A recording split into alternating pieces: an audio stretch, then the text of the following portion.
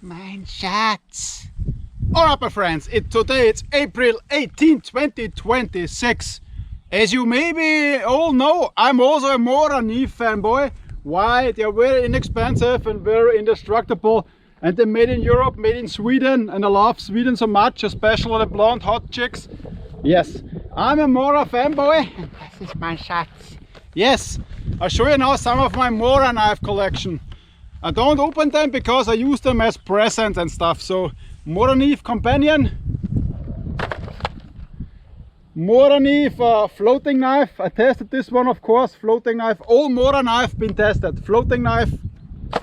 This is a bushcraft outdoor Mora.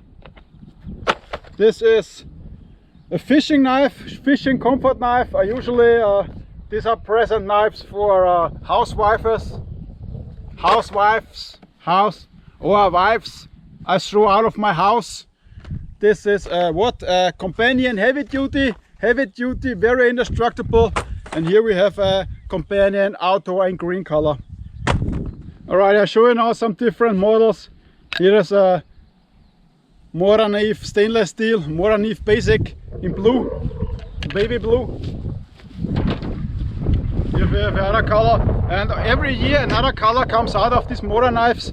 So they are pretty cool also for hunters. And the cool thing is they have here a finger choil, so you're not going easy onto the blade. So it doesn't matter which Mora you buy. A companion, a heavy duty. This is a heavy duty here. And here we have a basic one. Heavy duty basic, you can see the difference. The heavy duty is longer and has a wider blade, and the handle shape is different. So you have a finger choil here on the basic, but you don't have a finger choil at the companion. And the blade is thicker. And this costs more. It's about double the price than the basic. Nice colors. I tested these kind of blades, and Mora has also a difference. Some are stainless and some are carbon steel. And the carbon steel mostly performs better at the destruction test. This is a carbon steel from Mora, and this is stainless steel from Mora.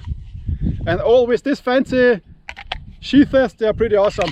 And they fit in different sheaths as well. So if you lose some, you can change the sheaths as well. So pretty cool. And the colors are awesome. Every year different color. It's collectibles as well. Also with finger choil here, and you can see this is stainless and carbon. Here's also a slight difference. I'm not exactly sure which models they are. Maybe this is a robust model, I'm not sure. But pretty awesome blade. Here also a different model. I think these are older models from Mora.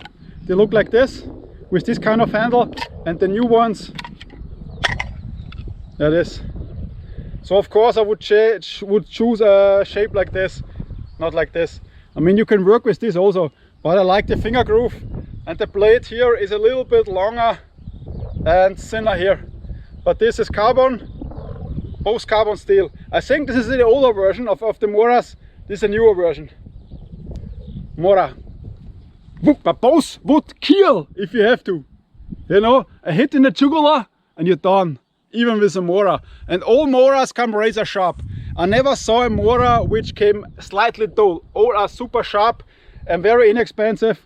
So if you have no money and you want a bushcraft blade, you can consider the Mora. I'm not sponsored by Mora, but I like those blonde hot chicks from Sweden a lot. One very inexpensive blade for the hunting community, for the predators out there, would be this Morakniv. It's a very long, I think this could be 14 centimeters. That's what she said. It's stainless steel. The handle is very grippy, very grippy. And this is when you have a saw. A saw means a pig, a wild boar, and you hit the wild boar in the jugular or in the neck. You go through the wild boar.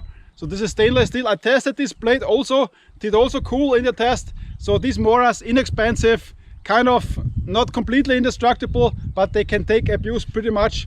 This is the sheaths come with. So this is one of the longest Moras there out there. Yes, nice tip. This is a weapon, my friends. Yes, yes! Here I have also a companion heavy duty heavy duty in black, all blacked out heavy duty blade from Mora. And of course the Mora garbwork in stainless and in carbon steel, pretty epic blade. If you have the garbwork, pretty awesome. The garbwork is full tang and these Moras are not full tang. Different. So if you want to have an outdoor blade which is around 180 euro, you can buy the garbwork, stainless or carbon, doesn't matter. Check my videos, similar test performance. I would choose the carbon. If you are a predator who predates on a hunter, you take the stainless because the blood can rust your blade, of course. So for the hunters, stainless of course, and for the outdoor community, maybe the carbon is good as well. Anyway, these blades are very expensive. Also, I wouldn't buy the Pathfinder. The Pathfinder was very bad in my testing. So if you want a cheap outdoor blade, you can buy a Mora Companion Heavy Duty or a Robust, and it will stand all the pressure. But consider it's not full tang. The garbwork is full tang. Garbo is an outdoor blade, also thicker, more like for outdoor blades. So if you're into Mora, garbwork, of course, 100%. If you want to waste this money, 100%. If you go cheapo, budget Play-Doh, cheapo like me, you buy as a Companion Heavy Duty. Alright, that's it for the Moras. I like them, I love them.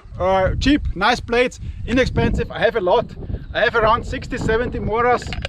Or as my presents when I invited to a birthday party, which in last years I wasn't. But then I gave them a Mora as a present. And as I said, for a housewife, but be careful, if you give your wife this blade and you kick the wife out of the house, maybe she's gonna stab in the neck with a Mora. Alright my friends, and as always, don't stab too much. If you stab, don't get caught. It's just a joke, of course. See you my friends. Mora says bye bye.